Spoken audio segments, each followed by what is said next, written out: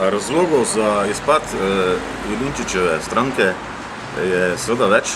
Mislim, da je ključen ta, da ga tisti, ki so ga ustvarili, namreč Jelinčiča, ga enostavno več niso potrebovali.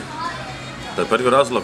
Drugi razlog je ta, da večina volivcev, ki je njega v teh letih, skoraj 20 letih, volila, je spoznala, da je to navaden prevarant in da v bistvu eno govori, drugo pa dela.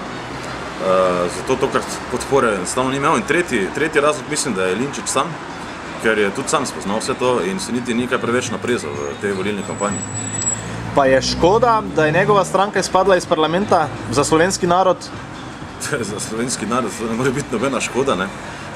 Ker če dobro pogledam, bomo videli, da Jelinčič v teh 20 letih ni naredil čisto nič za slovenski narod, razen govoričil in besedičil, včasih pametne, še večkrat pa neumne stvari.